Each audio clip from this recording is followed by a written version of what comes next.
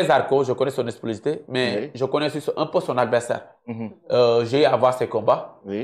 L'énergie que dégage Zarco, le gars ne peut pas le gérer. Il ne va pas le gérer. Pas contenir. Non, c'est pas ça va être un il va se faire absorber par il va se faire absorber par Zarco. Le gars, il peut être intimidant dans les face-to-face en début de combat, mais on connaît Zarco, c'est un vrai guerrier, un vrai boy grave. Je pense qu'il va finir le combat là au premier ou au deuxième round max. Voilà, parce que son adversaire, bon, il est bon, mais pas vraiment, il ne peut pas gérer l'énergie de Zarco. C'est un combat facile pour Zarco. Tu te bases sur quoi, par exemple? Parce que c'est sur Parce que le gars, techniquement, je le vois très lent. Il a une belle musculature, mais je pense que Zarco est plus puissant que lui en termes de puissance. Même peut-être qu'il peut faire le même poids, peut-être 120 kilos, je ne sais pas combien pèse Zarco. Plus de 100 kilos. Voilà, plus de 100 kilos. Mais je sais qu'en termes de puissance, quand je regarde les combats, je sais que Zarco est plus puissant que lui. Je sais qu'il est plus agressif en temps réel dans le combat et que Zarco, dans le combat, il a le bon mental, il n'a pas peur. Il vient pour la guerre, il vient pour la bagarre, il se bat à fond.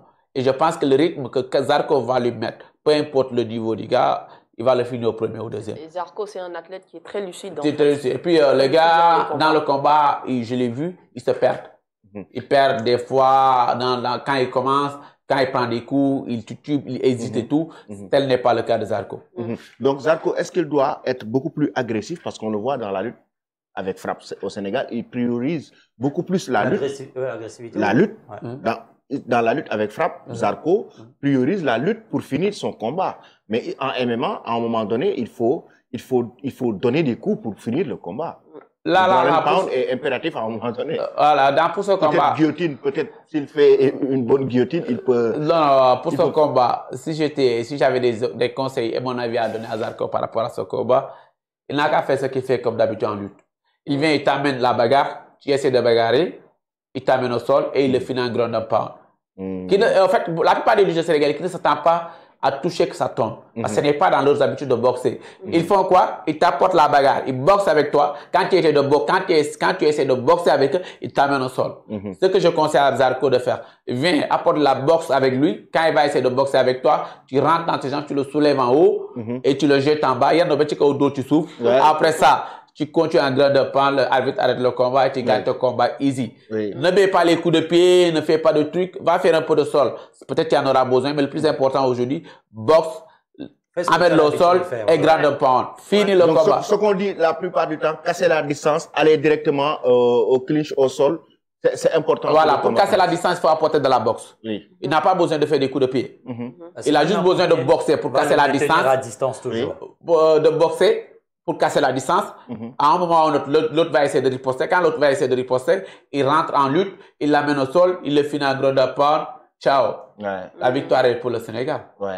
Ça, quand même, c'est clair. Hein? Ça, quand même, c'est clair. En fait, chaque adversaire, tu combats selon ce qu'il apporte comme difficulté. Selon ta base aussi. Hein? Selon ta base et selon ce que l'adversaire va proposer.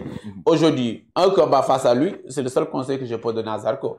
Il le boxe avec lui. Quand le gars va essayer de riposter, il l'amène au sol, il le finit en ground and pound. Si Zarco monte sur lui, le prend en ground de côté, le gars ne va pas se relever. Zarco, il est trop puissant et puis il a de l'énergie. Et puis il a cette méchanceté que le MMA a besoin. Quand il a les opportunités, il les exploite à fond. Voilà, ce que j'aime en lui, c'est un beau gars. Il a raison, hein, Zarco, c'est quand même un lutteur explosif et en même temps, c'est un passionné du sport, quoi. Zarco, à chaque fois, il a une forme physique quand même impressionnante. Mais dans cette catégorie, on n'a pas d'autre choix que d'être explosif, d'être agressif. C'est des combats qui finissent très très rarement à la décision dans ces combats-là. Ici, sa force et l'agressivité, il doit jouer dessus. C'est ça. Il doit jouer dessus, tout simplement. Et toi qui le connais mieux, qui as mieux décrit justement la personne, et c'est ce qu'on attend de voir, c'est ce qu'on espère qu'il proposera.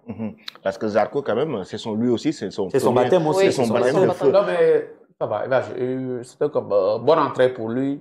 Il a juste été un peu intelligent dans le combat, mais il va le finir. Un combat facile pour lui. Et j'ai vu même un autre affiche, je ne sais pas, Manon. Il y a Manon Israël qui doit affronter Adafas. Adafas, oui. Un combat facile aussi pour Adafas. Ah bon? Attends, Manon Israël a battu Petit Lo. C'est un bon dossier aussi. Hein, oui, mais il a battu Petit Lo. C'est un très très bon dossier.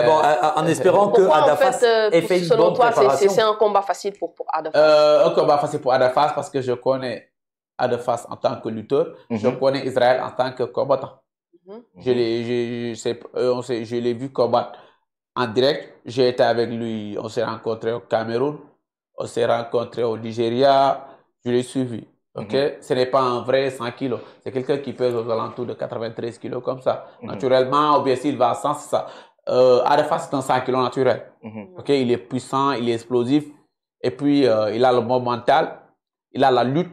Et Adafas, ce n'est pas Petit Lo, ce n'est pas le même gabarit, ce n'est pas la même taille. Ce n'est pas la même forme de lutte, ce n'est pas la même puissance. Aujourd'hui, Adafas, ce qu'il a fait, c'est d'appliquer le même game plan que je préconise à Zarco. Boxer, casser la distance, mettre quelques liquides, amener au sol et le finir. Pourtant, ce même game plan a été utilisé par Petit Lo face à Manon Israël, mais il avait des difficultés. Non, parce qu'en fait, ce n'est pas la même taille. Ce n'est pas la même taille. En fait, Petit Lo ne s'est pas adapté dans le combat en tant que tel. Mais aujourd'hui, un lutteur comme Adafas, il n'a pas les mêmes déplacements que Petit Lo. Il n'aura pas les mêmes hésitations. Petit Lo, à un certain moment, il a pris quelques middle et high kick. Et il a commencé à... plusieurs high kicks. Il a commencé